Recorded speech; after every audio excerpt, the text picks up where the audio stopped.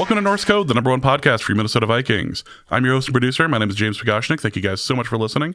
And at the other end of the tin cannon string, we have our analyst and co-host.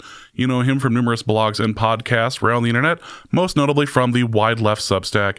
He is Mr. Useful Human, Arif Hassan. Arif, I'm not a big fan of this particular timeline where Green Bay appears to have a working defense. It's pretty upsetting. Yeah. No, I don't particularly enjoy that fact about it. The fact that they also have this, high volatility offense means that they've got the ability to kind of withstand the lows of, when they throw interceptions or when they just miss throws, and only embrace kind of the high value portions of their offense. And so they get to produce a lot of these explosives, as it were. They're really big on explosives, and it's pretty upsetting. Yeah, I don't like it. I spent the entire offseason wondering where they were going to get receivers. I didn't understand why everyone was talking about how great the Packers was going to be all year, because everyone was blowing smoke so hard. And I'm like, yeah, but who's catching balls for Jordan Love? And it turns out a lot of people. Yeah, it turns out a ton of people. One less, probably after tonight. But otherwise, yeah, the idea of having a bunch of wide receiver twos is actually working out for them. Yeah, it's upsetting. I'm certainly not a fan. Washington, however, between Jaden Daniels getting hurt (?) at the end of the game, Austin Eckler going out with what looks like a awful injury, and everything else, I don't think they're the team to make a run this year. I know it's week 2, but that wasn't great. That was rough. Again, it's kind of a game of explosives, right? This is Ben Solak tweeted out that an explosives rate of like 3.1%. It was lower than any individual game that they had last year. And so I don't know, like Washington is kind of primed for regression given the state of their roster, but I don't know. You think like, they acquired Deebo Samuel. They've got Terry McLaurin. Jaden Daniels seemed to be pretty good about getting through his reads quickly. And it just didn't seem like he was getting through his reads at all in this game. And part of it's obviously the Jeff Hafley defense. It specializes in a lot of disguise, and they've got a lot more ability to deploy those disguises with Micah Parsons. But it seems like Rashawn Gary has genuinely gotten better with or without Micah Parsons. And having that offensive line for Washington, it's not a good supporting cast. So it sounds like we're not in for a repeat season for the Commanders. No. It was unfortunate. I was saddened by the events of today. I wish that the Packers would not be useful. Although I would like to just point out before we get into the show itself, just on basic principle, having a whiteout game in the middle of September is incredibly very stupid. It's the Winter Warrior. Why would you do that? I have no idea. That's crazy, especially because it's like, I don't know what the Packers schedule is, but surely that's not their only primetime game of the season, right? So I don't know. Like, I guess like the idea is that you do these specifically for Thursday night games, which used to be called color rush games, right? But like have some awareness of like when that's going to be. I hated that. Yeah, and also, I mean, like in addition to that, they also are just ugly. Like, yeah, they're themed inappropriately, and that sucks. But they are also ugly jerseys. Just bad people. Just bad people. Just bad people who should know. Okay, that I was confused for a moment. I pulled up the show notes because I was going to make sure I had something up, and all of a sudden there was a bunch of space there. So I'm going to ignore that and whatever awfulness you put into the show notes. And I don't know what you're talking about. Get started. God damn it, Arif. Welcome to this episode of Norse Code. I hope you guys are all doing well. We have a Falcons preview for you. The Vikings will be playing the Falcons on Sunday night, and so we have brought on a special guest from the Falcoholic. So we'll be doing that here in just a moment, along with the mailbag as well. But again, thank you guys so much for listening to Norse Code. If you enjoy the show and would like to help us out financially, there's a couple different ways you can do that. You can go over to patreon.com/NorseCode for $3.50 a month, or a little less for the year subscription. You get access to the Discord, you get access to the bonus episode, all that. So check that out, patreon.com/NorseCode. You can also go to paypal.me/NorseCode as well for a one-time donation, or you can go to norsecode.threadless.com and pick up any number of wonderful pieces of Norse Code merchandise. T-shirt, baby onesies, some cool hats, a shower curtain or two, there are options. A flag. You can fly the Norse Code flag at norsecode.threadless.com. Why don't you have a Norse Code flag? I feel like that's the next logical step in all of this. I mean, you could probably spend some Norse Code Patreon money and get me a flag, I suppose. But if we display it properly, are you going to have it in the background of all the other shows that you do when you're moonlighting? I assume this is your one real job. You're just moonlighting everything else. So. Right. Yeah. I'm sure other podcasts I'm on wouldn't mind me constantly advertising the other podcasts I'm on. Well, look, I end our episodes with what do you have to plug? So I feel like everyone else should be doing the same. But fine. Be that way. I don't care. You don't even like me anyway. So we're going to get into the show itself. We have a Falcons preview that was recorded earlier today with Tre'Shon Diaz from the Falcoholic. So we're going to go to that now, and we will see you for the mailbag. All right, I'm here with Tre'Shon Diaz, the Falcoholic, and you just started a YouTube channel, right? Like a film analysis channel called, is it All Trey Phases? Is that the name of it? That's right. All Trey Phases. We're covering everything. Dope. The rules. I love the special teams analysis. Cool. So I brought Trey on because we met at, was it the Shrine Bowl we first met at? That's right. It was. Yeah, and he seemed cool. So when I asked the Falcoholic who I should talk to, they gave me like 5 guys, and I was like, "Oh, for sure, I'm talking to Trey. What are you talking about?" So no shade to like Kevin and all them; they're great, but I need to talk to Trey. And I'm just really glad that given that Michael Penix is the starter, we don't have to talk about Kirk today. How you feeling? I'm also feeling good that we are not having to talk about Kirk today. So Dope. Yeah. Okay. Great. Crazy. Nuts, right? Yeah. So I don't know what the line is on the game. I love doing research while I have a guest on the show. Let's take a look at the Vegas line. But I mean, this seems like intuitively a line where the Vikings would be favored, right? So that's what I'm thinking in my head. Yeah, let's find out. So we got. I got to scroll all the way down because it's like a real game. This is annoying. All right. It's a primetime game. Vikings favored by 3 to 3.5, according to various books, but they opened as 4.5 point favorites. So the line has moved in the Falcons' favor, which is sure, why not? I think that the kind of the overriding storyline here is, in addition to the fact that we've got, McVay's kids coaching here, is that you've got like Michael Penix, right? Another quarterback from the same draft class as McCarthy, one of how many were drafted? 6, 5, 5, 6, 5. Yeah. 5. Okay. I'm so good at this, dude. And the Falcons were in a pivot position. They had the ability to pick, right? So did the Falcons screw up? Is Michael Penix good? It's almost a little scary to say this, but no, the Falcons didn't screw up. That doesn't sound. Are you sure? That doesn't sound right. In a weird way, it all worked out for Atlanta in the messiest way possible. But Penix has looked like the guy since he was given the keys last year. He had a really good debut. I think that he did everything that was asked of him, and a little bit more. I think he kind of showed people that he's a little bit better with his legs than you would have expected. Well, he said that at his pro day too. He's been saying that for a while, that he's like, actually, I can run.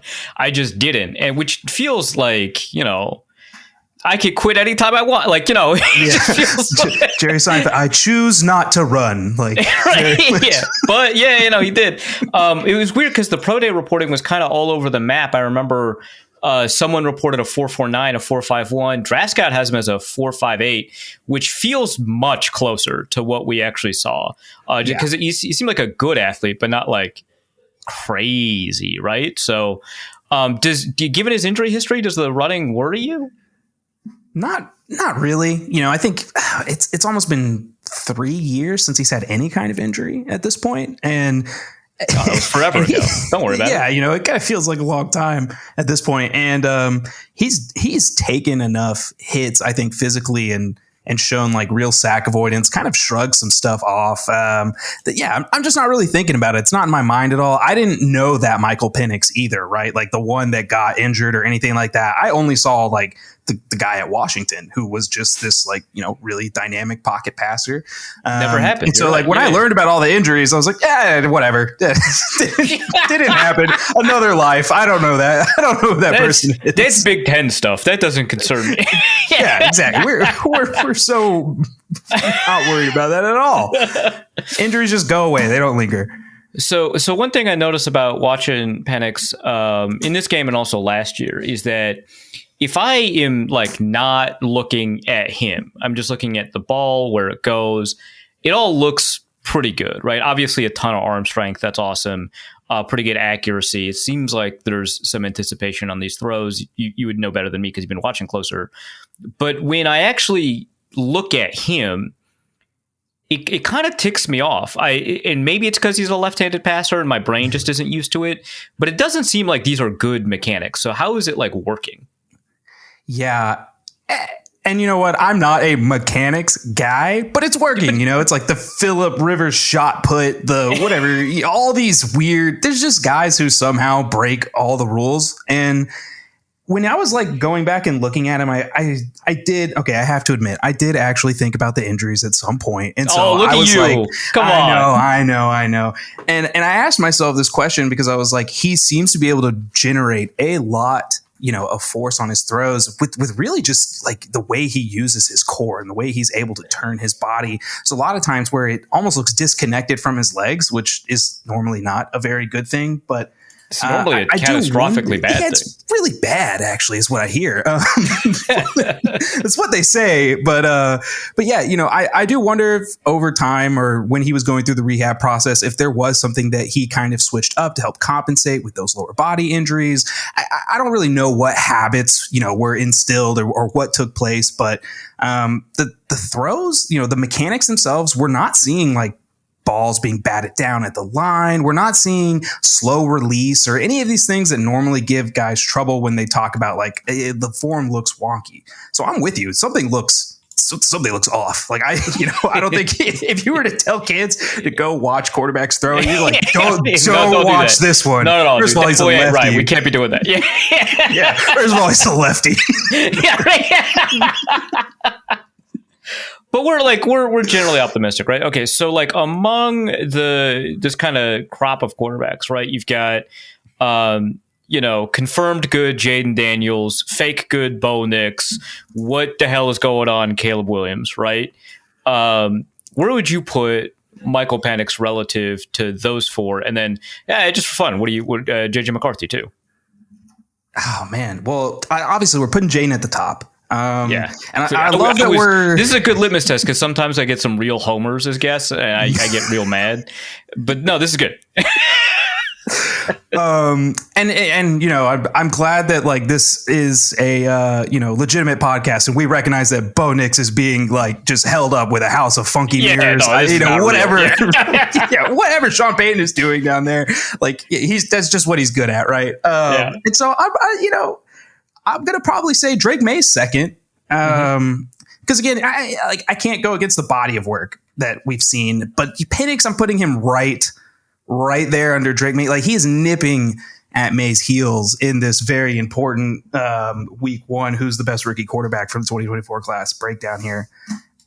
And then I think McCarthy, I'll put him. I'm going to put McCarthy over Bo Nix because I saw more from McCarthy in that drive. Let's go individually than I've seen from Bo Nix. Like from an individual, Bo Nix is yet to like put the team on his back and like do what McCarthy did in those moments. And so I don't have any problem putting Bo Nix at the bottom. Nice. At the bottom is that's a lot because. Are you still a Caleb believer? Is that what I'm getting from this? Yeah, I think. Man, I'm not much of a believer if I forgot about him, huh? I think I don't really know how to judge a Bears QB. I don't know if anybody knows how. It seems nobody's Justin figured it Fields out. looked pretty good. I don't know if you caught any of that game, but he looked pretty good. I'm like, oh, Justin Fields is like leading his offense to 30 points now. That's okay, sure. That's the world we live in. So yeah, Caleb's this weird quarterback, and like maybe I'm falling into the trap of the first overall pick trap that people seem to be like stuck in with Bryce Young. But I think that he's still showing enough to where you can see the potential of like, you know, why Ben Johnson went there and everything like that. But at the same time, there's just a lot of ugly football. So I don't know. I'm going to put Caleb above Bo Nix. This is That's great. Bo Nix is like the not second most productive quarterback. Yeah, he is. We're going from the gut on this one. Yeah. Okay. So just to clarify. So it's Jaden Daniels, Drake May, which is like a real like film guy quarterback pick. They have Drake May second because it's like all the film guys are like, yeah, Drake May's really got it. And then he's like passing for like 6 yards an attempt. He looks Jane good Daniels, doing it though, man. Jane Daniels, Drake May, Michael Penix, then JJ McCarthy, right? And then Caleb Williams and then Bo Nix. I'm definitely walking away with some Vikings fans after this one. This is great. That is where I have it. Spencer Rattler. Let's get where does he rank here? How well would Bo Nix perform in Spencer Rattler's situation? That's where I gotta start with this question. Dude, the thing is, Spencer didn't look that bad. Like, if you watch the game, like, the stats are awful. But if you watch the game, he did not look that bad. It's like, I don't know, man. There might be something there. Bo Nix Nation, I will put Spencer Rattler below Bo Nix. Okay, but I'm not going to lie and say I think Bo Nix would be doing any better in that situation either. All right, so week 1 PFF grade. The ranks are Jaden, Spencer Rattler, I guess they agree with me. Caleb, number 3. Whew, that's the choice. Drake May 4, Michael Penix 5, JJ McCarthy 6. All of these guys had a 60 or better in PFF grade. And then Bo Nix with a 40.5. I say, yo, just calling it how I see it. PFF sees it too. Yeah. All right. So Michael Penix is like a fun, exciting toy, but he's not the jewel of the offense. It's Bijan. Let's talk about Bijan. So FanDuel, who doesn't sponsor this podcast, and we obviously hate gambling, had a plus 470 pick for Bijan getting 20 plus receiving yards in each half. Which is asking a lot. Like, he hasn't had a ton of 40 plus receiving yard games. They don't evenly split between the halves. So, fair enough. It's plus 470. But, Blake Cashman's out. There's at least one safety who's out. Is this going to suck for Vikings fans? Is he going to style on them? Or what are we thinking? I'm thinking Vikings fans should go out right now and find whoever your favorite mid player is on your team and just get ready to run an insane like propaganda for them, because I've seen the Falcons come into Vikings games against Josh Dobbs, just people missing this, that, and the other. It doesn't matter. Someone is going to do something, and you're going to be like, oh my gosh, I knew it. I knew that Jeff Okudah was going to bounce back and be the guy. He needed to be inside it. I knew this was going to happen the whole time. He just laid Bijan out behind the line of scrimmage. What's going on?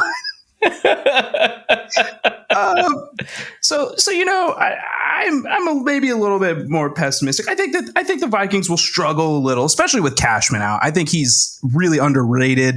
You are walking away with so many Vikings fans after this pod, dude.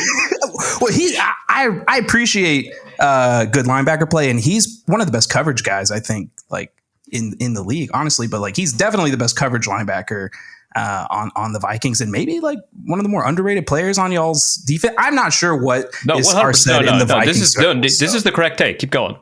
Okay. And so like with Cashman being out, like I think there is some legitimate concerns because Atlanta likes to run a lot of those swing passes, kind of what we saw with Bijan. They do some screen stuff with him that is like, it's okay. But he really just gets better when they can just kind of, get him into the flat and space and stuff like that. They don't really call like Texas routes or anything that would put a little bit more pressure on the linebacker group. So maybe we'll see some of that this weekend. Maybe they can take advantage of that. And yeah, is Harrison, is it looking like he's going to miss, or is there somebody else? I heard you said it looks like at least one. I don't know, man. Yeah. So it was reported this morning that the Vikings remain confident that they were correct not to put him on IR because he'll be back sooner than that, which to me implies probably not this week, but before the Dublin game. Okay. But that's just me kind of reading tea leaves. He was on the injury report, which the Falcoholic actually has a more complete injury report than the Falcons website. So shouts. But he was a limited participant with illness in the practice. So. Okay. Well, again, I'm not going to get too, excited from injuries because, I never want to see the opponent's guy get hurt, first off. Oh, but just because it's Kevin O'Connell, it's Brian Flores. These guys are they're not hiding behind their players. They know how to prop guys up. They know how to put guys in position to win. So when it kind of comes to all that stuff, especially when just looking and dealing with this coaching staff, I don't really try to get too into that injury reports and things like that because it's bitten me in the rear end before when going into the Vikings game. So getting the read basically that Robinson's usage in the passing game is not necessarily traditional for a running back. You don't see, like you mentioned, the angle routes or the Texas routes, which did kill the Vikings a couple of years ago into the Mike Zimmer defense. Just like whatever reason, even though they had like Anthony Barr and Eric Kendricks, like these running back Texas routes were just demolishing them. But I mean, I did see Bijan kind of in the slot a couple of times. Is that just like going to be a regular occurrence? Yeah, so they started doing a little bit more of that at the end of last year, and we saw them take a deep shot, and it was actually just they weren't able to connect, but I mean, he was wide open. And so the idea was like, okay, we're going to see him utilize some more split out, have Tyler Algier be in the backfield, do kind of some 22. Speaking of underrated, like Tyler Algier, I love that guy. Yeah. Yeah, man, it's going to be reverse Michael Turner on us when he leaves. I can just feel it. Yeah. And it could be the Rams that. Oh man. I don't want to. Come on, man. Stay positive. Yeah, sorry. Tyler Algier, currently on the Falcons, and we love him. So he's great. So Bijan could be split out with Tyler Algier in the backfield, which creates like these motion opportunities, which like again these McVay babies love, right? Oh man, they love their motions. Yeah, and so. It is a possibility that like Bijan could be. I mean, we just saw it with Aaron Jones to the Vikings, right, where he got split out wide a couple of times. 2 deep shots to Aaron Jones, both of which worked out. One for a penalty, one for a touchdown. I don't know. It feels like maybe they could take some inspiration from that and send Bijan on like a streak against. Well, I don't know if Jeff Okudah is even going to be healthy because he's got the concussion against Dwight McGlothern. I don't even know if you know who that is. I don't know. Perfect. Can't say that I do. Last year, undrafted free agent cornerback, made the team. So he's good. He's a stud. This is what it sounds like. Yeah. He's beat all the odds. He made the team as a UDFA. Yeah. But yeah, so do we think that's a possibility that we'll see, Bijan kind of doing some traditional receiver routes, or is it just going to be kind of like these wheels that you mentioned? I think that we could see an uptick just because I'm not 100% positive like what Drake London is going to look like. So he left the game with a shoulder injury, and he's probably their best blocking receiver. And so, I'm not really sure how much he's going to be asked to do what he's normally doing. And Darnell Mooney, who did not play week 1, he's in line also to come shoulder, back to this game. He landed tough practice rep, landed not bad on that shoulder, and he missed all of training camp on top of that. So even if he comes back, it feels like there's definitely going to be some rust, and they're going to have to lean on other guys. And I think that we could see it from Bijan. Who is left? Because there's 4 receivers on the injury report. Yeah, so Casey Washington got a concussion at the end of last game, and this is his 3rd one. So that's hate when they start to compile. Man. Yeah, all right, Tua, it's time to. I know. And they don't want to wear the cap or any of that, but that's don't worry about it. Yeah, that's their decision to make. But yeah, so not a lot of not looking good in the receiver room. You got Kaderil Hodge, who I don't know if you caught the Falcons much of the Falcons game, but just completely just missed a touchdown pass, dropped like right in front of him. Didn't put his hands out, anything. Yeah, it was great. The way the ball awesome. just landed in front of him, and he was like, imagine that. That's crazy. Yeah, no one's happier about the Young Hoku missed field goal than Kaderil Hodge because he dropped a game-winning touchdown. And now they brought in people to get Koo out of here. They did all these tryouts, and Hodge is just sitting in the receiver room. Yeah, you got to Venmo him or something, man. That's this man has job security because of injuries. So it's Hodge and McLeod is what I'm hearing. Well, and of course the unicorn. Right. Yeah, I'll get to that. Because his name has not been brought up, I was like, yeah, this is gonna be the fun guy to talk about.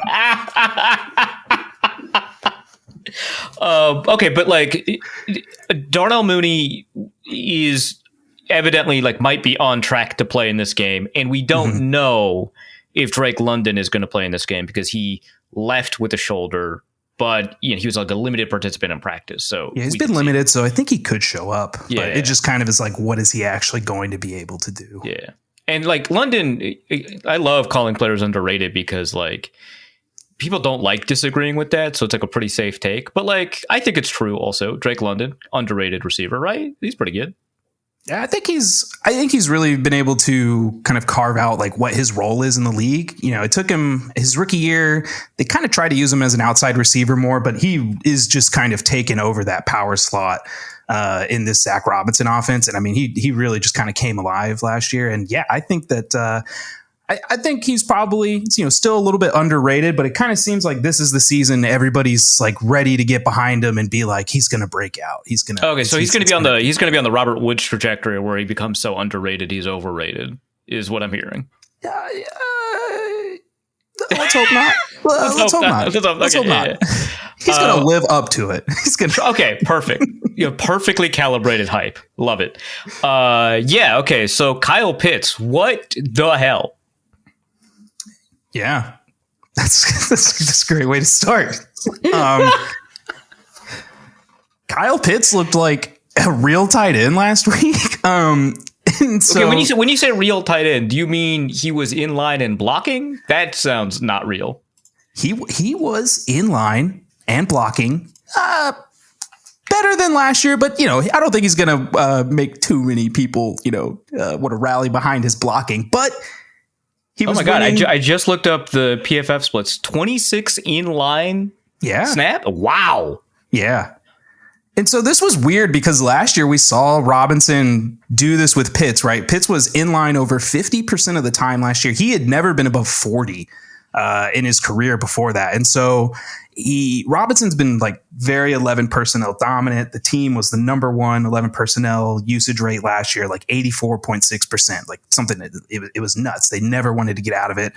They were in like 70% of the time week one, which was like seventh or something. So like there was a bit of an adjustment. We saw a little bit more 12. And yeah, we saw Kyle Pitts kind of like really just kind of, I think, understanding the nuances of being an inline tight end a little bit better as a receiver. He did a much better job just kind of getting off the line, sitting in zone. And we finally saw like some of the yak ability come back. He had a nice stiff arm, was able to get his legs going. And the most notable thing was just kind of like how reliable and strong the hands looked, which I don't know if you remember the Vikings game from last year, but I just have been thinking about that Pitts performance for a while because it was probably the weirdest game of his career. So that game was so weird on the Vikings end that I don't remember anything involving Pitts. I remember Jaron Hall having a drive and then getting concussed into next year. I remember it was the Joshua Dobbs game. Like I could tell me 80 things about Pitts and I couldn't identify the things that are true and false. Like the whole game is like, that was crazy. I can't believe that happened from the Vikings perspective. Yeah.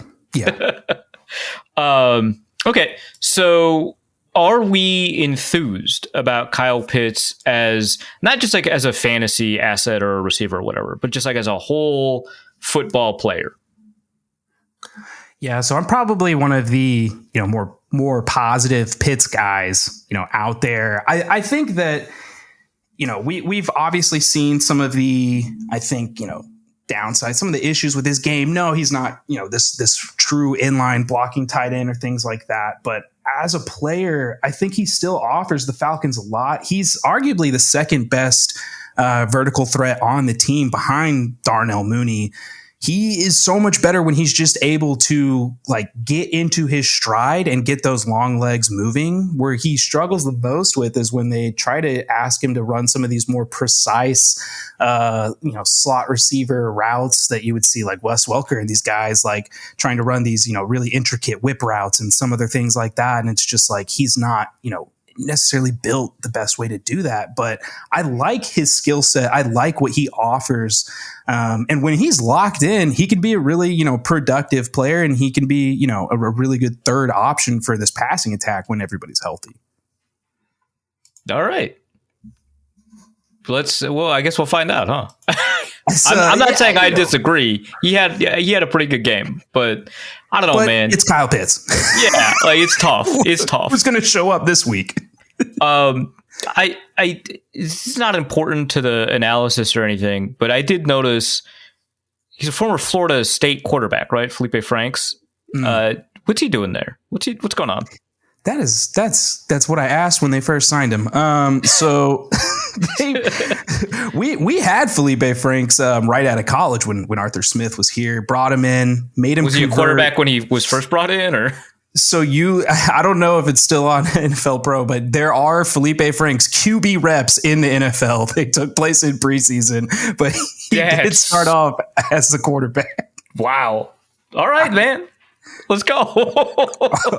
Yeah, Arthur Smith has a nasty type. That man's got problems. But Felipe Franks is being that special teams ace. Holding down that extra tight end spot. I don't think he's going to be featured at all as the second blocking tight end behind Charlie Warner. That's I think Teagan Quarantino based on what we've seen so far. All right. Man, there's a lot of former Vikings because you got Storm Norton on IR, you got Kyle Hinton as a backup offensive lineman. Anyway, let's talk about this offensive line, which I know you're dying to talk about. So Caleb McGarry out, Drew Dahlman on another team. I feel like there's another offensive line injury I'm missing here besides Storm Norton. But you don't what's going on at center? Who is this guy? Yeah.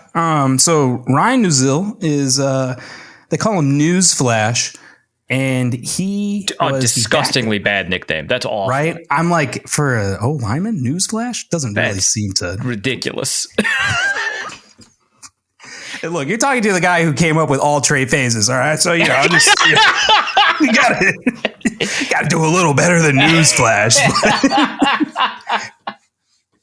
It's a great podcast for him, though, if he goes out after his career. He was the backup center last year. He actually played half the season. Dahlman was out, so 9 games, something like that. And he looked serviceable. There was nothing he did that was exceptional as a player, but he was able to kind of fill in. The team didn't really take too big of a step back from a pass protection standpoint, but he does not have the push or the play strength that Dahlman did when it comes to the run game.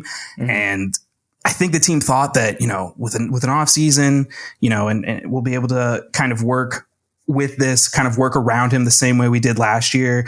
And then Caleb McGarry gets hurt, and things kind of became a lot more difficult because now the team has to look at running inside more, because Elijah Wilkinson's the right tackle. Elijah Wilkinson was signed to be a guard. He's filled in to be backup guard for this team multiple times, and he's been all right. He started his career as a tackle, and it went really bad. He got moved, and he hasn't really been out there since. And I remember he was like a COVID activation for the Bears. That's kind of the level that we're working. The Bears were like, well, you can't start for, oh God. Yeah. So yeah, they were forced to run inside a little bit more, and they really struggled with that. just because it's kind of like Chris Lindstrom, and then a bunch of misfit toys beside him at this point. Besides, I think Jake Matthews, who is I think he's probably been slightly below average run blocker the past couple of years, but he's been, really good in pass protection, hasn't really dropped off in play there. So it's kind of what he does is what he's in there for. Do you think he's still got me? Because he'll be up against like Grenard. Like, do you think he's still going to be fine in pass pro? He handled Bucks pass rush pretty well, and they've got they've got some dogs there, Clash Cansey. They got and so he did really well. The person who struggled the most, I would say, even more than the third string right tackle, who's actually a guard, was starting left guard Matthew Bergeron, and that's kind of what's giving me the most concern going into this game. All right, fair enough. The Vikings starting defensive tackles combined for 13 pressures this week. Which and also which is a pretty significant change from last year where they had 21 all year. So the interior defensive line has improved in its capacity to produce pressure, and this seems like an egregiously bad matchup for Atlanta in that context. Yeah, but man, that's Chris just looking at numbers, man. Yeah, come on. Get your eyes out of the spreadsheet. Just looking at numbers on a screen. It's not looking like a good matchup. And I think you guys have Jalen Redmond, right? Oh, I love you, dude. Right? You're making so many fans of this podcast. Yeah, dude, Jalen Redmond. Let's go. So Jalen Redmond gave me one of the best baked bean recipes ever at the hell yeah Senior Bowl like 3 years ago. He's just a dude, man. He's such a cool guy to talk to and everything like that. So he's somebody who I've been rooting for. Have you posted that recipe anywhere? I actually, yeah. I'll have to double check. I did a whole article talking with the trenches that year, asking them what's their go-to grilling? What are they throwing on the grill? All that, how are they barbecuing and whatnot? So, if you have that, we're going to put that in the show notes. If you've posted it somewhere, that's it. Like we're probably going to miss some really important stuff to put in the show notes, but we're not going to miss that. We're not going to miss the baked beans recipe. Yeah, come on. All right. So kind of higher level question. Brian Flores blitzes a ton, had a 40% blitz rate against the Bears, but really it was mostly the second half, 55% blitz rate in the second half against Caleb. Forces quick throws almost better than almost any other defense in the league. Pretty weak secondary, but pretty strong front seven. Is it built into the Atlanta offense to kind of have a natural response to this kind of setup?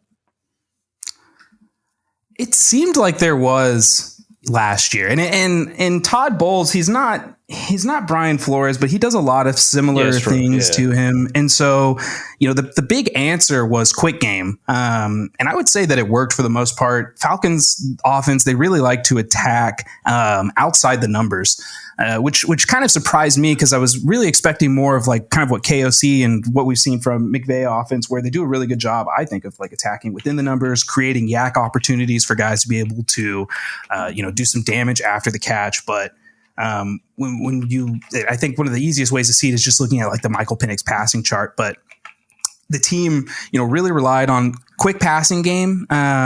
They don't utilize a lot of play action. And that was something everybody was last year was because Kirk Cousins is broken. And it's maybe. But when Penix got in, the team didn't suddenly start running play action at a higher rate.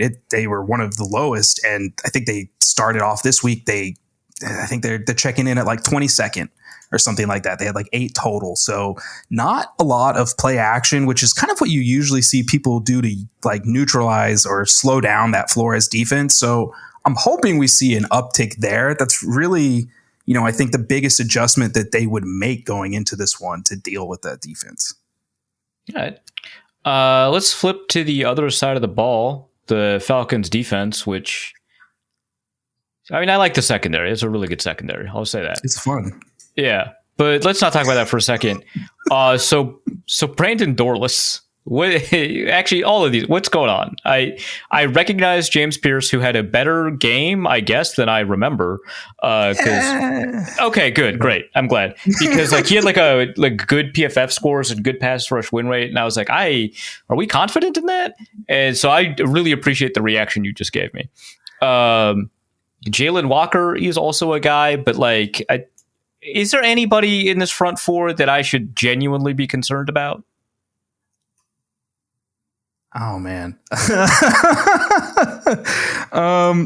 Concern? I don't know if anybody's really kind of done anything to concern others. Look, man, like this is such a weird. It's my favorite quote from like Raheem Morris last year when like explaining why he did not play Rukaroro, who he traded up for, and why he did not play Brandon Dorlus was that like defensive linemen are like QBs and they need time to develop on the bench too. And I was that's not floored by that. I've never heard that in my life. Not once. That's got to be the least true of all the like maybe running backs. That's less true, but like that. If I'm putting a list together of like guys you could expect to produce immediately versus later, the defensive linemen are closer to the top than they are the bottom. What in the world is that? Even just like the argument for development's sake is like, no, live reps are definitely more important for the defensive lineman. This isn't a quarterback where he's going back and he's breaking down his progressions in the film room or anything like that. Like there is nuance to the game and the position, obviously, but it's one of those things where it's like, no, I think understanding like, you know, what it feels like to play against NFL caliber starting linemen is probably the best way to learn, you know, on the job training type stuff. But I like Brandon Dorlus. I think he was probably I thought he had the ability to make the most impact between him and Aurora from that draft, just because I think he has a little bit more juice as a pass rusher. Yeah, no, for sure. Aurora's whole thing is that he's like kind of just like a nose, right? Whereas Dorlus has get off. Well, so the weird thing, I think Rook is actually better as a 3-tech because he doesn't have any of like the nose tackle instincts or traits that you like to see. In my opinion, like he's just he's really long, which like I don't think that's an issue. There's some noses where that kind of works out, but like he struggles with leverage and he's really learning still how to take on doubles. Maybe taking them on last year could have helped before getting thrown into the fire this year. But you know, we're on to 2025. I don't know. I can't really think of anybody that you should fear. Like you know, we mentioned James earlier, and again, like with edge rushers, my like expectations for them are like in the gutter. Rookie edge rushers are never good. Like you get like a Gerard Verse and a Chop Robinson. You get like two really good ones, you know, a season, and then the rest of them are like, you know, we're scraping by, maybe getting 4 sacks, it's things like that. Like you guys had Turner last year, and like, you know, to me, I'm like, it's so hard for me to judge that position so early because that learning curve is really steep and it's just a lot more difficult. So James's pressures, like they mentioned, like he had 4. I only charted like 3. But 2 of them came on the final drive of the game. So that's why, like, when you're saying, I really feel like I didn't see anything, it's like, that's why he didn't do anything until, you know, obvious passing situation late in the game. And like, we're just pinning our ears back and going. Great. Cool. I don't know. Like, I like the Vikings offensive line for once in my life. Really great set of tackles, improved set of interior offensive. Number 1 in PFF pass block win rate, which that does feel fake, but I would say above average, which is kind of nice. So I'm in a good spot there. What are we doing about these linebackers? Because it feels like, okay, so it felt like to me, and maybe I'm confusing him with other members of the Ellis clan because there's like 16 of them, but it feels like to me, I'm right about this. It feels like to me that Caden Ellis is more of like a pass rushing, blitzing kind of linebacker, and Divine Diablo is actually a safety. So what's going on? Yeah, so Jeff Ulbrich loves his safety to linebacker like conversion type. We drafted one, and then we brought in like Ronnie Harrison for preseason. Like he just really likes the speed. He likes the range. And so Divine Diablo, was somebody who I was like, when I watched this film, after they signed him, I was like, yeah, this is a hybrid safety. This is definitely a safety. He showed much better instincts in the run game in this first week than I think he did on most of his film with the Raiders. So it was kind of surprising for me because he was somebody where I was like, yeah, I see the vision from a coverage standpoint, but this kind of looks like a guy that could get, picked on in the run game pretty easily. But he just kind of seemed to be, playing really fast, didn't have to think about anything. The message from like this coaching staff, this new defensive kind of retool coming in was like simplification. We're going to focus on just, fast, physical, whatever, all those great little coach speak right, lines. yeah. And it's translated, like they moved to more of an attacking front and things like that. But the linebackers are really just kind of interesting because, neither is really like what you think of as a true linebacker. And Ellis, I think you nailed it. He's like a, blitzing, opportunistic pass rushing, a linebacker who you don't really want to ask to move backwards. He will get picked on in coverage, and he can, at times diagnose runs really well, but he's pretty hit and miss. And a lot of times you could tell he's just guessing. He's not really like reading or anything like that. So given kind of like, so Jordan Mason had a good game. The Vikings were decent at run blocking. Aaron Jones, maybe not as much, but I like trust that he's good. Right. So, are there any like concerns? Like we just talked about this, like front seven in total. Are there any concerns about the ability to shut down a Vikings running game, which suddenly like matters? Like the Vikings actually ran the ball, which is new. Yeah. In the Kevin O'Connell era. Yeah. So initially I thought the Falcons' run performance, like from the live broadcast, the run defense wise, I was like, okay, it was okay. And then when you go back and I looked at the film, I was like, this actually isn't too good considering the Bucs like shifted their O-line and we're missing, a couple guys. Mm-hmm. I'm a little worried that this front could get picked on, mainly because so we were just talking about this emphasis on an attacking front and guys just kind of, shooting their gaps, getting upfield, getting vertical. It's really easy to take advantage of that, like from like an offensive standpoint, using play action, the designed cutbacks, just kind of like very simple things to just take advantage of that momentum. And it looked to me like Tampa was kind of figuring that out as the game was going on. And so they've put on film, I think, ways for KOC and this Vikings run offense to kind of take advantage of the aggressive play that we're seeing from Atlanta. They were still able to notch some nice TFLs, and there were some good plays here and there, but it definitely feels like there's an opportunity to see a couple big ones break if the right running back is back there. All right. Let's talk a little bit about the secondary, which has a bunch of guys I like, and then Mike Hughes. Sorry.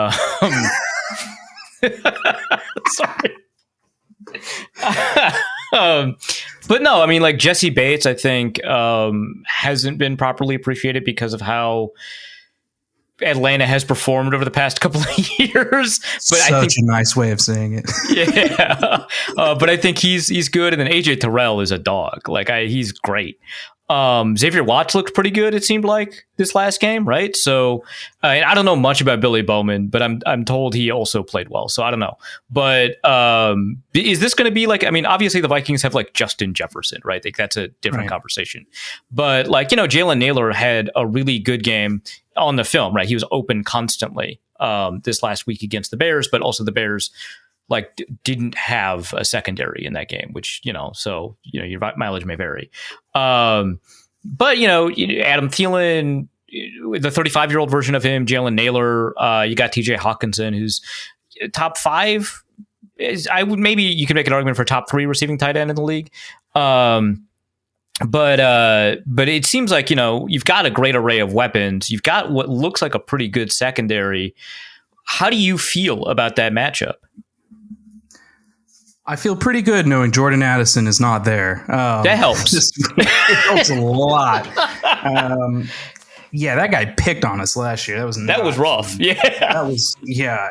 And the corner that he picked on is also on the bench now. Billy Bowman took his spot. So, we'll see if that pays off. I think that this is definitely the strength of this team, even with, 2 rookies starting back there. I think I don't think it's a stretch at all to say that Xavier Watts played better than Jesse Bates in week 1. Bates, he it's funny that you made your comment about Mike Hughes earlier. He left Mike Hughes out to dry on that like final touchdown there. He's supposed to be there to give him some help. And Bates is a really good safety, and he is kind of known for kind of reaching into the cookie jar, and sometimes he gets away with it. Sometimes he's able to, to do that, but other times it can come back and hurt the team. Watts I think he dropped 3 interceptions, something like that. Which like don't like that. Let's catch the ball. But at the same time, really, really showed off those instincts. Everybody talked about him being a turnover machine, and just having the nose for the ball. And that seemed to translate week 1. Billy's okay.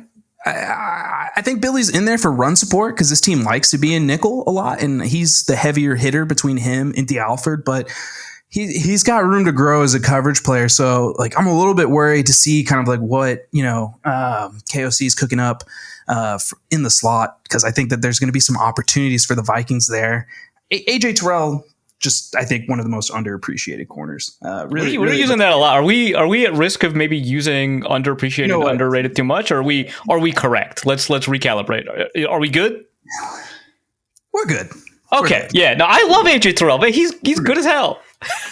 He is, and he's trapped in that thing that you were talking about where he plays for the Falcons, so nobody cares. And it's something that Grady Jarrett had to go through too. So, and suddenly he's on the Bears, and now everyone's like, "Oh, this guy's not too bad. This guy's not too bad." And, well, kind of missed the boat on that. He was not too. He was great. he was great. I'm like, yeah, you all missed it. He was a little better. This guy used to be really good,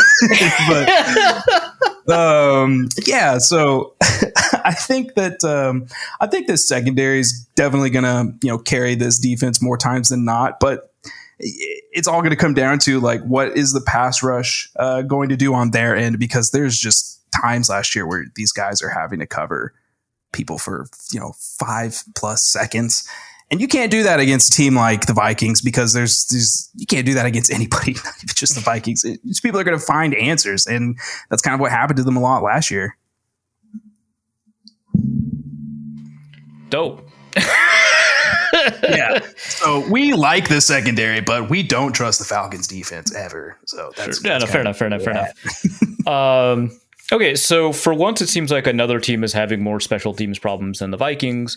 So is Youngway gonna be like replaced, or like what are we doing with this guy? One of the only examples of East Asian representation we have in the NFL. Be careful what you say. Ah, man. You don't have to be careful. Just go. Cool.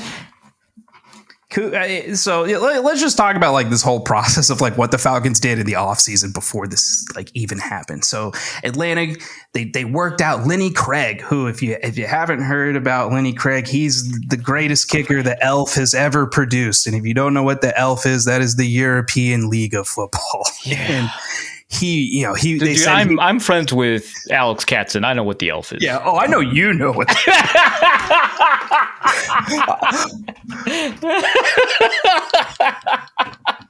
All right. So the greatest kicker in the history of the Elf.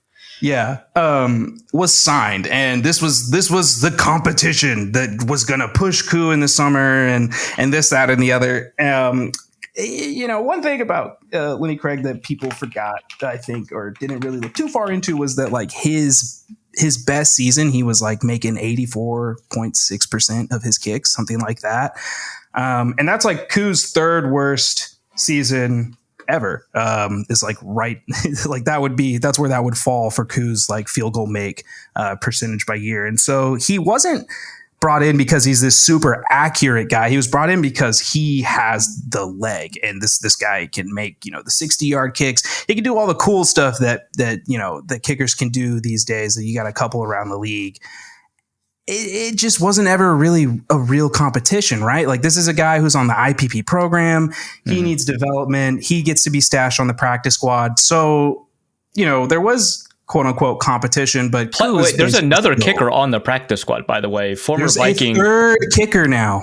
Yeah, former Viking John Parker Romo, now known as Parker Romo. So when you have, yes, there's 3 kickers on this football team. Romo, when you have 3 kickers, you have none. Yeah, it's always a great place to be. You could probably tell me more about Romo than I could at this stage. Like, seems like, okay, only missed 1 kick. Seems like you could be competent competition.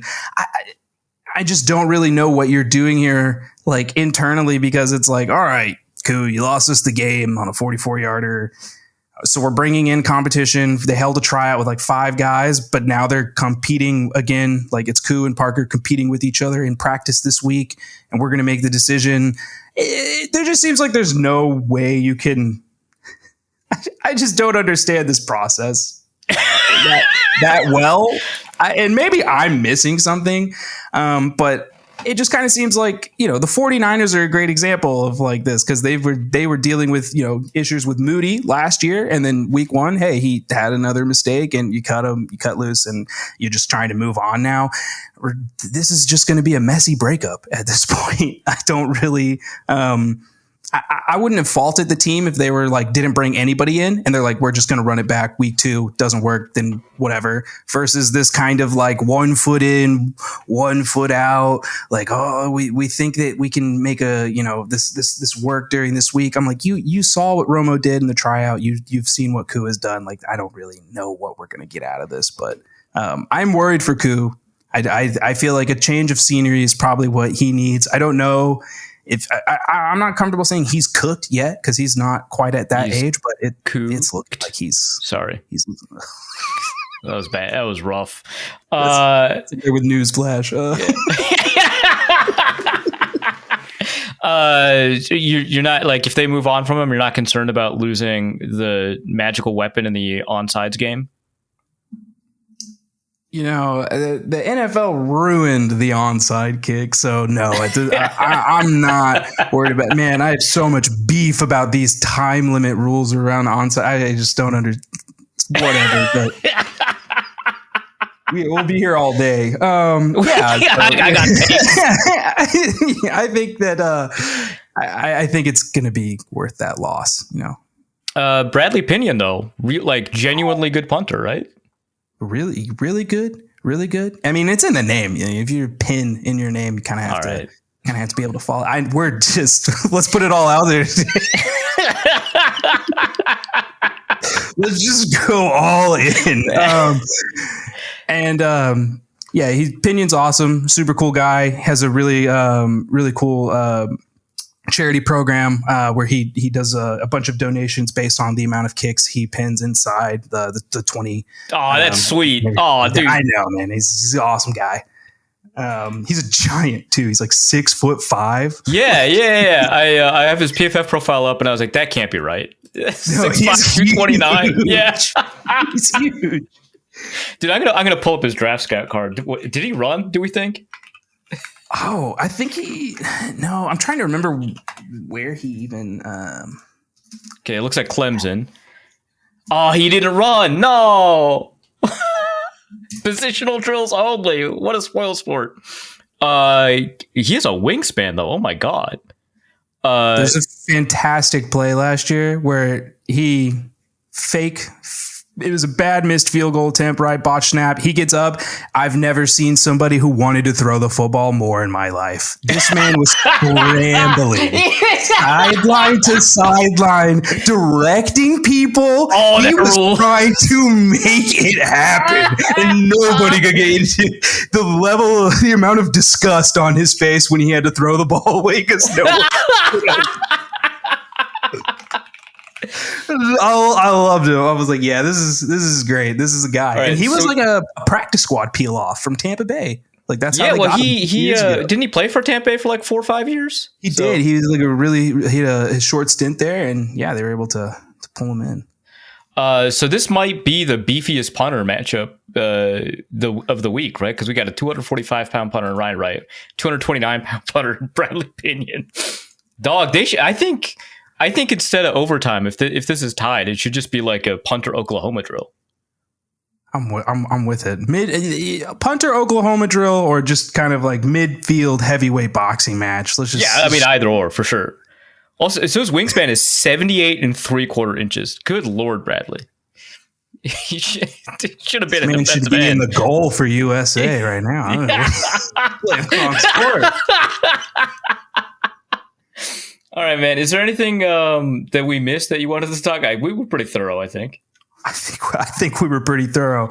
No, nothing. We're gonna end it there. This was cool. This was perfect. Cool. So Vikings 3.5. What do you think about that? Are you taking the Falcons to cover to win? Vikings to cover? Oh man, don't make me choose. You got come on. Yeah, 3.5. I can definitely see the Falcons covering 3.5, and maybe. No, this is a tough one. I don't know how to judge the Vikings offense too well, so I'm going to lean on my guys. I'm going to say Falcons are going to be able to win this game. Win outright. All right, dude. Okay, We're getting crazy. I just killed all of the goodwill. So many good vibes. All right, man. Where can people find you? You can find me on Twitter at Tre'Shon. And again, the YouTube channel is just getting up and running, all Trey phases. And there is a Twitter account as well, but just go check out the YouTube channel. You don't need to worry about Twitter. Well, I mean, it seems like you don't necessarily want people following your Twitter, so. Oh, no. You can follow the Twitter, but, I'm just saying if you want to hear these more leveled conversations and takes, go ahead and take yourself over to the YouTube channel. So all right, a little bit more speed. All right, thanks so much for coming on, man. It's been awesome. All right, we're back, and let's go to the mailbag. And the first question is from Quant Coach. The famous Quant Coach. I believe that was a 9-hour episode that you guys. I think it was the longest episode in Norse Code history. Our Giants preview. With multiple hours of it were lost, and then the reaction to the game was lost, and that was the Josh Freeman game. It was all tragic. Oh no! I'm confusing that with the Dennis Esser episode. But we did have. Yeah, but we did have a super long one with Quant Coach because we talked about why Peyton Manning is bad in the playoffs. Anyway, long time friend of the show. Yes. Oh my gosh, Quant Coach. Quant Coach. I believe is doing. No, hold on. I want to promote his stuff.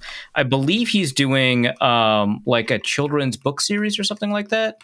I should take a quick look at this. But he's doing these animated books that have fun little illustrations and stuff like that.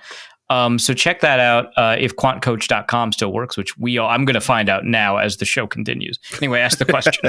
So Quant Coach asks, were you impressed with the gut pressure the Vikings got on Caleb Williams? It seemed to me Hargraves and Allen were walking their counterparties back into Caleb's lap from the jump. He could not step up in the pocket. Yeah, no, I was super impressed. So Nick Olson, who I believe Pro Football Talk actually shouted out, which is kind of cool, tweeted out that Jonathan Allen and Javon Hargrave combined for 13 pressures, 7 from one, 6 from the other, when in all of last year, all of the interior defenders combined for 21 pressures. So just to have that in one game was outstanding. And you saw it on the field. And the thing that I think is particularly impressive about all of that is that these were not bad players they were up against. I know we talk about the Bears offensive line being historically they've been pretty bad. But this is this, I mean, they traded for Joe Thuney, they signed Drew Dahlman, they've got Jonah Jackson. Yeah, that's a really good interior, at least on paper, and the Vikings demolished them. So really impressed in a lot of ways with what they were able to do. Also, I did check the website for Quant Coach. That book is up. It's a book about gambling for kids. I mean, it's got nice illustrations. Buy one for your kids. Well, you could. I was going to make a gambling joke here, and I'm not going to because it would be inappropriate to put children in that sort of position. Probably. That's the opinion of me, not the opinion of Norse Code.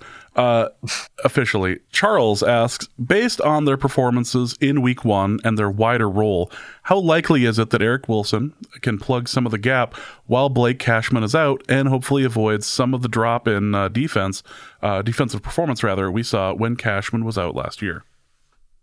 Yeah, so like essentially, is Eric Wilson a better scrimmage linebacker than Kamuka J-Hill or Brian Asamoah? And I would say probably, but I'm still pretty concerned about the level of drop-off there. I mean, first of all, because Cashman is an incredible linebacker that makes a lot of it work. In fact, there's a really good Brett Coleman video about the Brian Flores-Ben Johnson matchup that I think was released like the night before the game. So like on Sunday, I don't know. But one of the things, so Brett Coleman is really good at his job, obviously. And he's got like, 1 million subscribers, 400,000 subscribers or something like that. And he's making a living doing it. But like some of the YouTube specifics just baffle me sometimes. Like, why would you release that on a Sunday night? Anyway, it's a good video. And one thing that he isolates in the video is the way that the Vikings deploy their zone coverages behind their most common blitzes kind of relies on Blake Cashman to do a lot of things at once. And he's capable of doing that. It's really difficult to find a linebacker who's capable of doing all of those things. And I don't think that Eric Wilson is one of those linebackers. I think, I don't think that's a huge insult. Again, it's pretty rare to have that capability. And he's been like a career backup. We've seen him in a Vikings uniform before as a backup. And when he's been thrust into a starting role, he just hasn't been able to fulfill that promise. He was outstanding in the game, obviously, especially the punt block. He did have some good scrimmage plays as well when he filled in for Blake Cashman. But I am generally concerned because I think that compared to, Cashman, again, a difficult comparison to make, he's kind of slower to his reads. He's not as instinctive in coverage, and he gets blown up in the run game, especially blown up in the run game a lot. And given, we've got a question coming up, given kind of the focus of the way that the Vikings approach pass rush versus run, having a linebacker kind of capable in the run game, I think is a little bit more important for the Vikings than it would be maybe for a lot of teams, which is kind of curious given that like 2 years ago, I was talking about how you just need coverage linebackers. Don't worry about the rest. But, my understanding of that has evolved as kind of you have a push and pull with the way that you approach your defensive line and secondary. Let's go to Zach Dixon, who asks, how does a team that focuses so much energy on the pass rush wind up being so consistently good at stopping the run, especially considering they just traded away their best run stuffer in Phillips? Yeah, so I think some of that is that, when you've got a scheme set up to do that, your linebackers have to be pretty capable against the run. And so you make up for kind of what you're sacrificing in the run game by having linebackers cover for it. So the reason that kind of people were kind of excited about the Ed Donatel defense is what Brandon Staley did with a very similar version of the Vic Fangio defense, which is they would play what's called gap and a half with their defensive linemen, so that the defensive linemen would pass rush pretty aggressively, but they would be pretty cognizant of their ability to kind of slant back into a gap if they detected a run was coming. And that gave the linebackers a little bit of free movement. Well, it's harder to do that when you don't have Aaron Donald, because that's asking a lot of your defensive linemen. And so that kind of approach has collapsed a little bit. So now your linebackers, when you are that aggressive, do need to be a little bit more comfortable kind of taking on guards in the run game. So I think Blake Cashman can do that. I think also the way that they penetrate, they're relatively gap sound. And so they are forcing the running back to take a little bit longer to make their decisions, which creates tackle for loss opportunities, which I think is a little bit different than a lot of, pass rush forward pass rushing schemes where you're only rushing 4. That does leave a gap, and then it also leaves you susceptible to stuff like influence blocks, like trap blocks, wham blocks, etc. Whereas here, you've got a little bit more coverage of the gaps. Next question's from Luke Braun's dad, who asks, how many ads did Arif count on Red Zone this weekend, and which TD that they missed makes you the most frustrated? Ads that interrupted the flow, I counted I think 3. And then other ads, which are border ads and stuff like that, that don't interrupt the game action, but are framed, there's a Bud Light ad framed around the video that you're watching or the game that you're watching. I don't know how many of those there were, but they did have an inline ad read for DraftKings at the time that the Lions were in the red zone and then Isaac Tesla scored a touchdown. And it was an amazing touchdown. Like, it didn't matter in terms of like the outcome, but it was an outstanding touchdown for like from a highlight perspective. And it took them a while to get to it. Whereas if it was just red zone as normal, they would have already been watching the Lions game when it happened, and they would have had like the live reaction. And so you didn't get that. So you actually ended up seeing people who had screen capped it from the original game, uploaded it to Twitter and tweeted it out. You would have been able to see it on Twitter before Red Zone was even aware of it, which I think kind of sucks because that's the whole point that you're watching Red Zone for.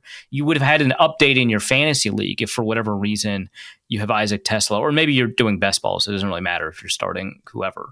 And you get a notification that Isaac Tesla scored a touchdown. You're watching Red Zone and you're like, I don't remember that. That didn't happen. And then you wait like 30 seconds. It still doesn't happen. You feel like you're going crazy. And then they finally get to it. So that sucked, especially because it was a great touchdown. Next question is from MVP Carson Wentz. Come on. For Arif's cheerleading corner, it's mostly flown under the radar, but the Vikings have a male cheerleader this year. Is that so? I've heard of it.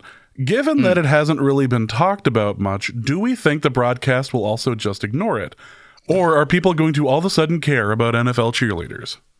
I mean, they've never really cared before. I don't know why this would make them care now. That'd be kind of strange. I was looking this up. I guess there's two.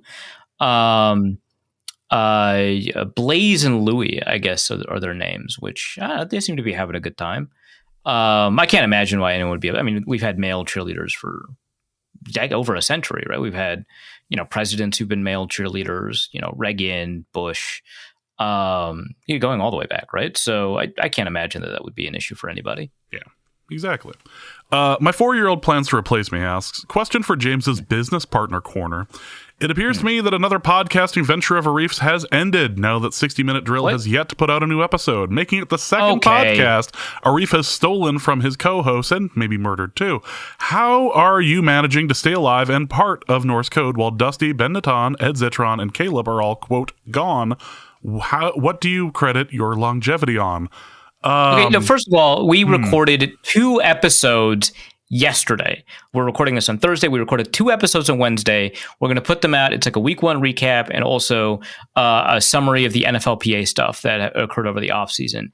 This was just a scheduling issue because Ed travels all around which, by the way, like, I can understand why you might imagine Dusty is very much alive. You might imagine that he's dead just because an obituary got published of him and he hasn't been on the show. But like, Ed and Caleb have their own podcasts that they regularly post. They're obviously alive. They both have social media. They're obviously alive. It's not the same thing at all. So come on. I mean, until the episodes are published, it's kind of hard to... In due time, they will be published very soon. Yeah, I can't wait for the week 1 episode to be published just in time for week 3 to start. It'll be great. As for what am I crediting my longevity on? Boy, distance. I'd say distance from Arif, but that apparently doesn't help everybody else. Obligation. Obligation is the thing that keeps Norse Code around. We've actually said that multiple times. So let's go to Carson Wentz's cuck chair. For Arif's on the rails corner, Monday didn't do anything to allay my concerns about Kevin O'Connell's offensive streakiness. Is my perception backed by any hard truth or purely vibes based? Anything that he can do markedly to improve in this area? I think it's probably, I mean, I haven't looked at the, statistical likelihood of runs in the offense, but I think my perception kind of matches that. I still don't know if it's like a KOC thing though, right? Because it didn't feel that way under Kirk Cousins. It felt that way under Sam Darnold for sure. And we've only had 1 game of JJ McCarthy. So I don't know if that's the case, but I understand like why it feels like it's extended into this year, given that it was like obviously streaky. It wasn't working and then it suddenly did. Can they markedly improve in this area? Yeah, maybe if you've got stronger scripting in the first quarter, or if you've got a quarterback that's a little bit more comfortable with, the changes that they have to make at the line of scrimmage and stuff like that, which will come in time, obviously. So Is your perception accurate? I don't know. Is it one that matches mine? Kinda, yeah. So maybe in time I'll take a look at the data to see if we can compare the likelihood of streaks in performance versus other teams. But until then, yeah, that kind of matches my intuition. And also being in a situation where the wide receiver and the quarterback are both on the same page. I mean, realistically, I say realistically, literally today, Justin Jefferson had said, no, that interception was on me, and was blaming himself for it and trying to say this had nothing to do with J.J. McCarthy. It was him breaking from the route too early. So being on the same page might potentially help be big on that, but, who's to say? It's not like anybody got snaps in the preseason. Nolan Kaler asks, for North Code, given the disappointing 500 record, what ailment would you say has befallen our brothers in Bud Grant? Is it possible they are reverting to form of their little brothers, or are they succumbing to in-game tactics that have had more success in the inferior game? I don't know what that last part means. I know the inferior game is supposed to refer to the NFL, but I don't. In-game tactics that have more success in the NFL, like are they accidentally performing NFL strategies? Is that the question? I don't know. All I know is that Zach Caleris, I think is how the announcers pronounce his name, got hurt in the Banjo Bowl. How are these real? How is that a real country with a real league? Yeah, I don't know. The Winnipeg Blue Bombers aren't that great this year, I guess. That's not a particular conspiracy. They just haven't been doing stuff. I haven't watched the games. Tyler Forness has been like consuming the CFL. Ask him. Yeah, don't ask Arif anything about Canada. It ends poorly, unless it's about poutine. I do love poutine. Kenneth Allen asks, we all know Arif doesn't think Bo Nix is real, but what about Penix? Bo Nix versus Penix. No, I think Penix is real. Watching him throw feels wrong, which is something we talked about a little bit in the preview, and that's frustrating. But like the way that he plays seems pretty consistent and solid and reliable. So I think he's real. I just don't know what that necessarily means, right? So to say Bo Nix isn't real is not to say he doesn't like occupy like space and have mass. Like he does do those things, but rather the level of performance that people kind of assume, given the production that he's had, they don't really match, right? That he's not performing at a high level. The production is at a high level, and so these things are different, right? And Nix is not playing nearly as well, and so his success is not that sustainable. So he's not real. Penix, I don't know that anyone's like crowned him or anything yet, right? Like he seems like he's good. That's kind of all we have. So is he real? What is our referent? Like, what are we trying to compare him to try to determine that his like production is authentic? Not very much. He had 100 pass attempts last year. So yeah, I think he's genuinely kind of good, but there's not enough information for me to like dig in and say that he's good when he starts playing poorly or something like that. Like maybe I'll just change my mind then and he'll be playing poorly. Next question, and we're going to go off the rails real hard here. And Arif, I'm going to ask that you not take this question too far.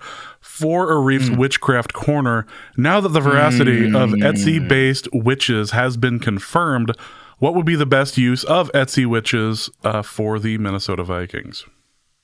So for people who are unaware, this website called Jezebel published an article where they contracted Etsy witches to curse a particular person.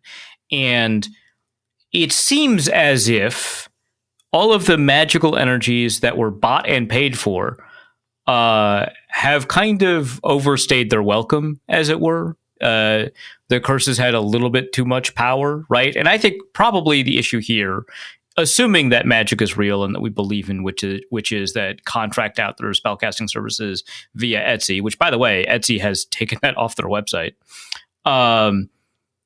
I would imagine that within that framework of that hypothetical universe, that maybe contracting multiple spellcasters at once is the problem here, and that you don't really want to compound all of these spells together. But just like work with one trusted spellcaster, I think is probably the way you'd want to go about that.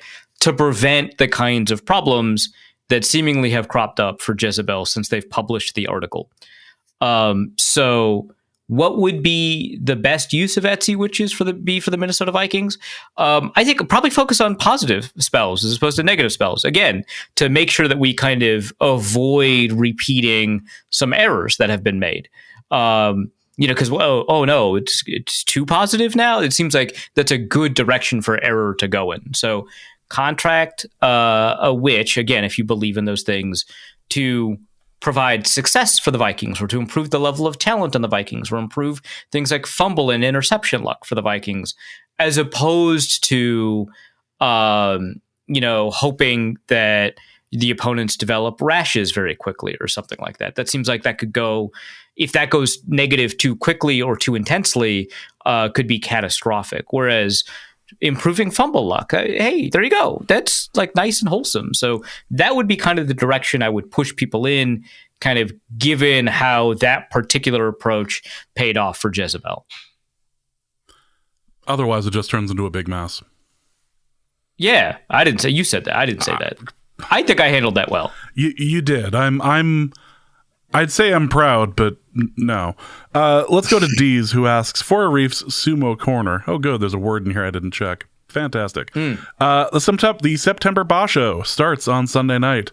As you'll be flipping back and forth between the Vikings game and the event, would you take the over-under on 5.5 Kinboshis over the next 15 days? Yeah, nailed it. I would take the over. So for people unfamiliar, Kinboshis are when a lower ranked Ozeki, or no, it doesn't even have to be Ozeki, just a lower ranked Rikishi takes on a Yokozuna and wins, right? So that's just the definition. And over the past several Bashos, we've kind of met that mark. So this last Basho, Hoshoryu pulled out after a 1-3 record, so it looks like he's only won 1 and had 10 losses. But he pulled out because of an injury to his toe, which would take a month to heal. But excluding that, we have 2 Yokozuna, right? So Onosato and Hoshoryu. And so what we're really asking is, will they combine for 6 or more losses? And I think like neither of them have demonstrated that they're reliable enough or consistent enough that they'll only definitely take 1 or 2 losses. And if they're both consistent, you don't have to worry about it, but they're both kind of inconsistent. So I think it's really likely that we'll see a couple of losses here. Now, Onosato's, aside from one of the Bashos, has done really well for himself the past 3 matchups, but like it still feels like 6 is a strong possibility, especially because we have evidence that sumo wrestlers coming off of an injury are more likely to lose based off of what you would normally predict if there wasn't an injury history to deal with there. So that's something to kind of consider. Also, I hope it's not, a tournament where Hoshoryu performs so poorly that it kind of re-invites questions about whether or not, he should have been a Yokozuna. That's a really tough place to be in. And it's pretty easy to spiral mentally when you're kind of in that state. But kind of given that, it does seem like there's a strong possibility that one of them may lose even 4 or 5, which happened not too long ago. We had a 5-5-1 performance from one of them. So I would take the over, which sucks because I kind of want to see both of them perform at a high level, but I just don't think either of them are in that spot right now. Let's go to Damian Barrett, who asks, where are the live shows this year? Excellent question. There have been a couple of potential options, but at the moment, my work is staring down the barrel of a strike. So I'm not committing to anything until the University of Minnesota offers contracts to the 2 main unions on campus.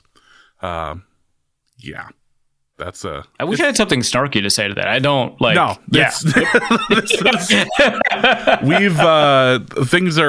There's literally a strike going on with the other union, not the one that I'm a part of, because they don't care about us. They care about that one, and whatever contract they get is usually the one that we end up getting. So, but because we're staring down the barrel of a strike, I'm not committing to a damn thing.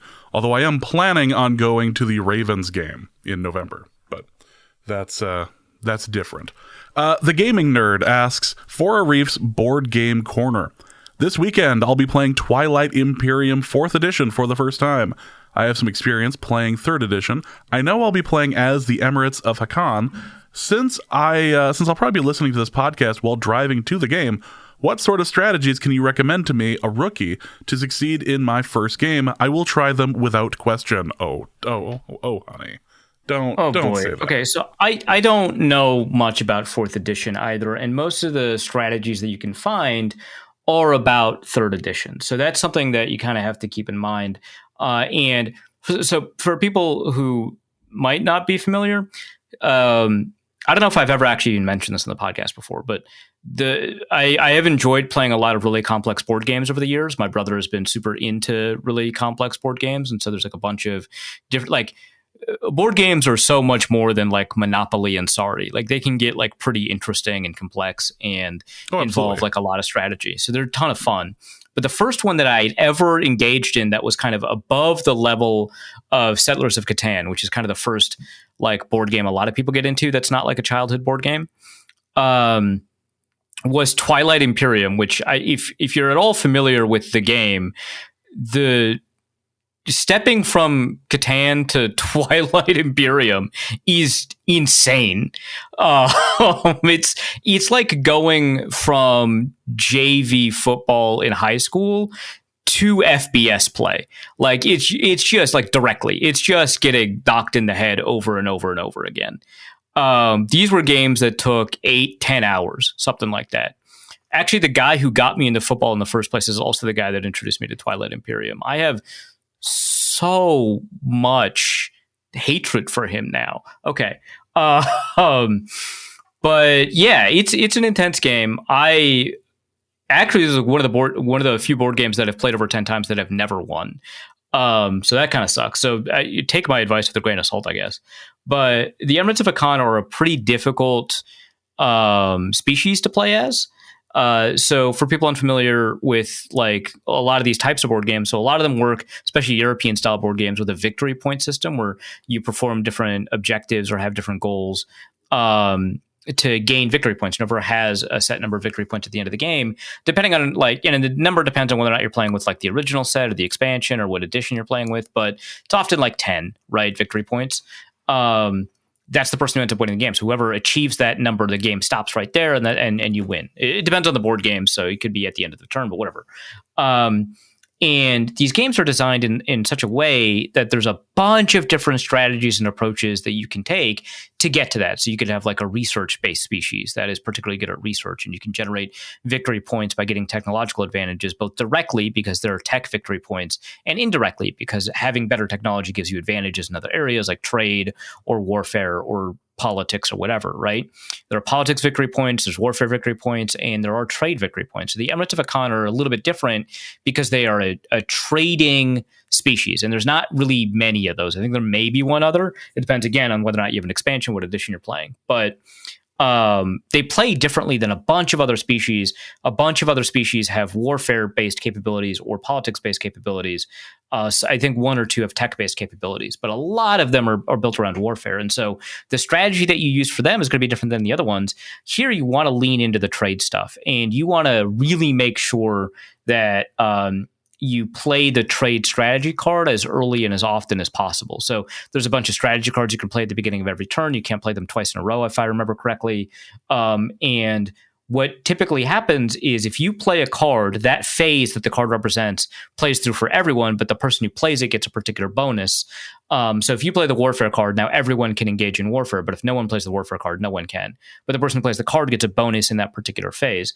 You want to make sure trade happens as often as possible, and the bonus for you is multiplied because you have a trade-based species. So obviously you do that. You might want to prioritize trade and then maybe warfare after that, even though you're not a warfare species, because you need to defend yourself when people engage in warfare with you. But if people are being aggressive towards you, you're not going to have the stones to keep up. You'll have a bunch of riches, but you won't have like units that you can buy or units that'll be effective for you. So try to prioritize politics in that case to prevent people from attacking you. But take advantage of the trade goods and start bribing people. Become a repository for action cards. Buy action cards, sell action cards to people engaging with warfare with other people. Don't initiate war. Let other people beat each other up. But you can be a broker of action cards between players because it's very easy for you to buy and sell cards because you have so many trade goods. The cards that you'll largely acquire, these action cards, are not very helpful for a trade species. They'll be helpful for a politics species or a tech species or especially a warfare species. So you won't be able to use them very effectively, but you can sell them even during combat and other phases to other players. And so you'll be able to do that. And you can also promise to sell them unless a player pays you in trade goods. So you can extort people this way, or you can bribe people this way. But be very aggressive about the public objectives. And make sure that you can acquire those public objectives, because that's going to be pretty big for you. You can bribe players to not attack you. You can buy promissory notes. You want to buy a lot of them. Make treaties that mark your borders. Promise not to attack your neighbors unless they violate the treaty. You can throw in extra trade goods at the end of each peaceful round to kind of keep that incentive up. When players are in crunches, you use volatile pricing. So like extort high prices for trade goods. Things like that. You can buy technologies, the technologies that you want to go down. So you'll start with Sarween tools and anti-mass deflectors. You'll want neural motivators as your top research pick, because that additional action card is going to allow you to sell, more goods and stuff like that. Research costs for resources, which can be like 7 trade goods that could be spent elsewhere. So don't emphasize research a ton, because your trade goods are going to be more valuable for you. But when you're in a spot, neural motivator, then maybe gravity drive, because movement's always good, and then that'll allow you to get into maybe Fighter 2, Dreadnought 2. Don't pay a ton of attention to that. Quantum Data Hub node can also be pretty useful for you, because it can get you some strategy cards. But for the most part, really emphasize your ability to buy and sell goods, buy and sell action cards, buy and sell technologies. Even like buy or rent planets, like promise players like, hey, you evacuate the system for 1 round, let me score an objective, and then you can have it back. So here's 3 trade goods for that kind of thing. So that's what you could do. But again, I never won this game, so grain of salt. Room Don Sharif asks for Arif's thruple corner, and I'm not entirely sure why we keep going back to this corner. I don't know, dude. You're the one who includes these. Like, people will ask whatever, but you make affirmative choices to include corners, so this is on you. Room Don Sharif, a longtime supporter of the show, just has questions for you about thruples, apparently. Why would I know anything about thruples? Who's to say? If we all rooted for different teams, what would be a fun bet to do when watching a slate of Sunday games? Like, only the winners make out that afternoon with each other? If no one wins, no one makes out? If one wins, the other two must do what the other says for the rest of the NFL Sunday? This is getting wrong. What team would be a best bet this Sunday to win, since the Vikings are on late? And what would one do with said power to try and win the relationship? All right, now we're talking. Okay. No. I have emphasized to James so many times that relationships are not about winning. And I firmly disagree. And, good communication is not necessarily about being the most right. Like, it's important that you develop healthy communication strategies and not always try to win in a relationship. That's a poor framework. This is odd coming from you, considering everything you've ever said ever. But go on. I love winning, okay? That's how I know this thing, okay? My success dictates that I am wrong often in relationships, and I accept that. It's not about right or wrong, James. It's about coming to a mutual understanding. So, I wouldn't do this, but also, it sounds like your interpretation of thruple is not really a relationship so much as it is a happy fun time with mutual partners. Like, which can be fun, right? But it seems like this is more of a physical thing than it is a full-fledged relationship. Not judging, but like, that's what this seems like. And then, yeah, those bets are fun in that circumstance. But like, in a relationship, I don't know that I love the framework of this question or how these bets would go about. But also, I don't know, just like acts of sort of like who has to cook, right? Like, that seems fine, right? I feel like the things that you're suggesting require a lot of prior communication before someone does something that they regret and everybody feels bad, right? Like, ooh, I win, and so I get to make you do whatever I want. That can go south insanely quickly. Yeah. So I wouldn't do that exactly.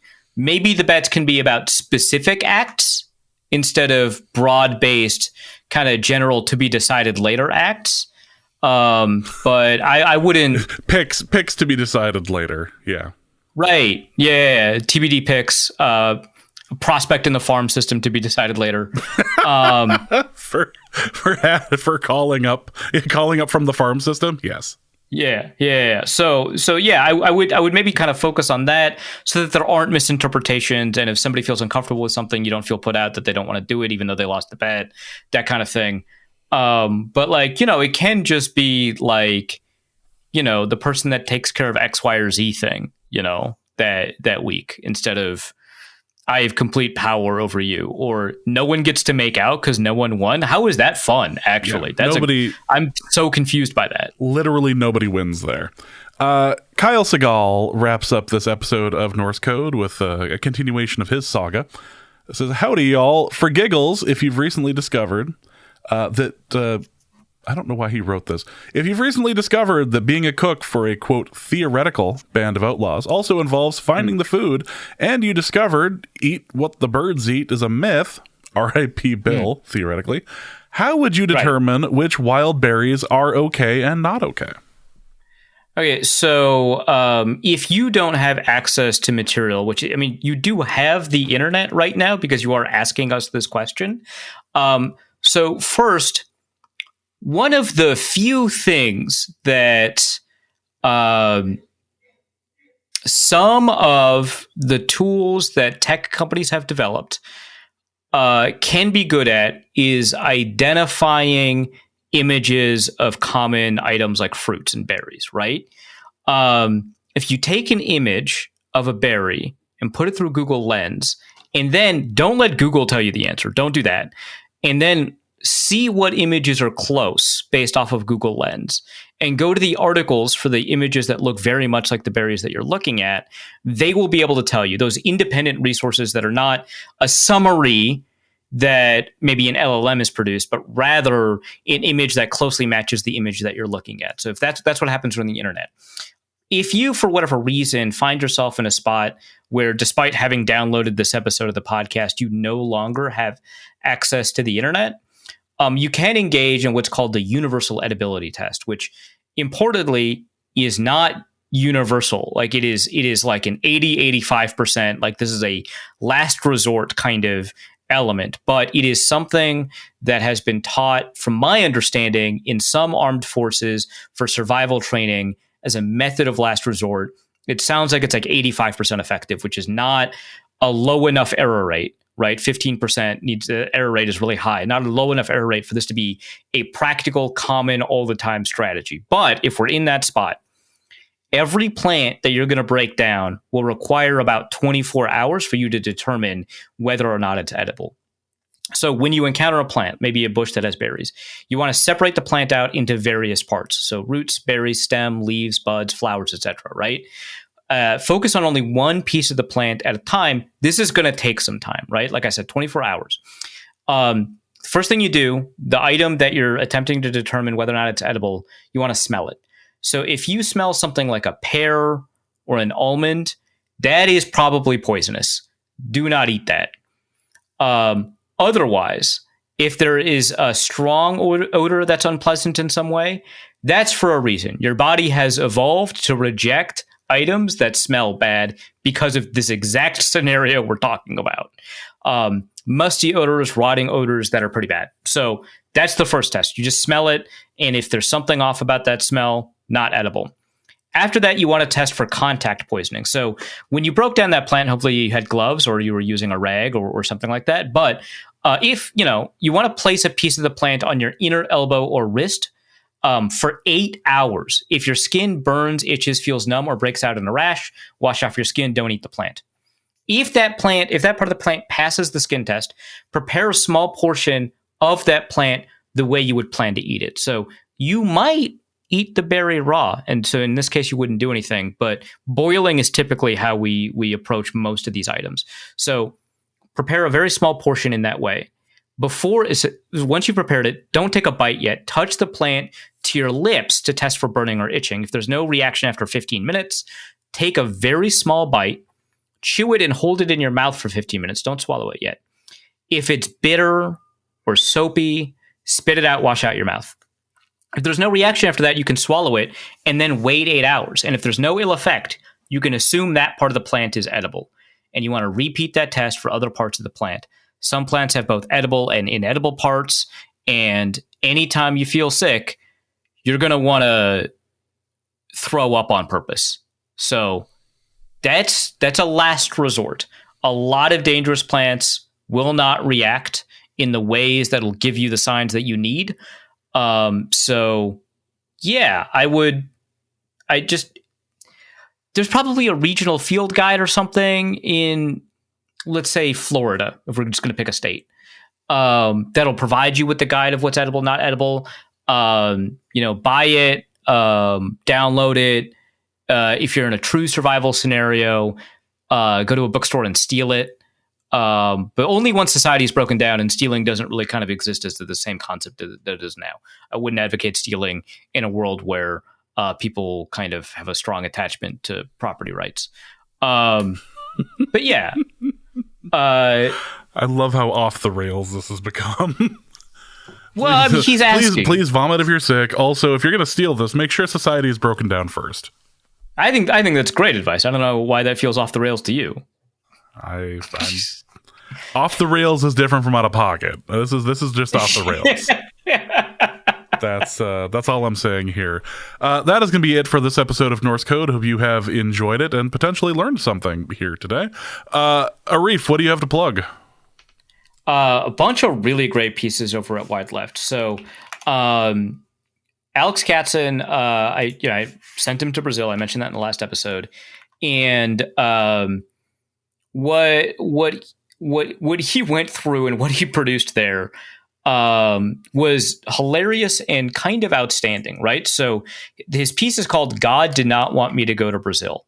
And I am loath to compliment my friends because I'm a bad person who is scared of connection. But this is some of the best writing I've read all year, some of the best writing that's ever been put on Wide Left. And so I strongly recommend people go to the website and read the piece, "God Did Not Want Me to Go to Brazil." It's incredible. It documents his experiences in Brazil, covering the Chargers game there, talking to, content creators in the NFL space in Brazil, discussing kind of the relationship that, an emergent journalist has with football and its relationship to fandom, the NFL's relationship to this concept, and how it impacts his understanding of things, how it impacts his understanding of the Chargers, and how that relationship kind of spreads and changes in an international context. It's a wonderful piece. I recommend that you read it. I also have a really great piece from Matt Freese that talks about, I don't know how to pronounce this, the Phoenicity, which he assures me is a real word, and I have not looked it up. But the Phoenix-like quality of J.J. McCarthy's first NFL start. It's a really good film breakdown of kind of what happened, what we can learn about it, what is sustainable going forward, what needs to be fixed, how fixable that is, and so forth. And then my piece is a more kind of emotional take, which I never thought, 10 years ago, if you'd asked me, if you had hired a writer to write for you, who's writing the film breakdown and who's writing kind of the narrative element, I would never be the one to write the narrative element. But that's where I am, and I'm really proud of this piece. Building Belief, how the Vikings beat the Bears on Monday night, and it's about approaching the struggles of the Vikings in the context of a quarterback that people want to believe in an environment where belief is strong, but trust isn't. So that's kind of the angle that I approached that piece from. You can check that out. That was written very shortly after the game, after we recorded this podcast after the Monday night game. So that's over at wideleft.football. Also, 2 new episodes, I promise, of 16-Minute Drill are coming out soon. So pay attention to that. I have a ton of fun on that podcast. As opposed to this one. So that is going to be it for this episode of Norse Code. Hope you have enjoyed it. We will be back on Monday night after hopefully the victory over the Falcons. So for Arif, my name is James. Thank you guys so much for listening. And please remember that the horrors persist. And so does Carson Wentz. And we will be back soon. Norse Code is the largest and only division of Norse Code LLC. You can find Norse Code on the Daily Norseman, SB Nation's Vikings blog at dailynorseman.com. You can also find it on iTunes, Apple Podcasts, Stitcher, Spotify, Google Play, and wherever fine podcasts are aggregated. Our Vikings blogger extraordinaire and generally useful human is Arif of... and he can be found on Twitter at ArifNFL. I'm your producer and host, and my name is James Pagashnik. You can find me at the show's official Twitter feed at norsecodepodcast or at my personal account at BigMono. If you'd like to donate a few bucks to the show, you can do so in a couple of different ways. You can go to patreon.com/norsecode and donate there. For $3.50 a month, you get bonus material and more. You can also go to paypal.me/norsecode for a one-time donation, or you can go to norsecode.threadless.com and pick up some Norse Code merch. Any questions or comments that cannot fit in a tweet can be sent to norsecodepodcast@gmail.com. On behalf of the Norse Code staff, we thank you so much for listening. Our formula is this. Hey, all things are possible through the power of Ben DiNucci.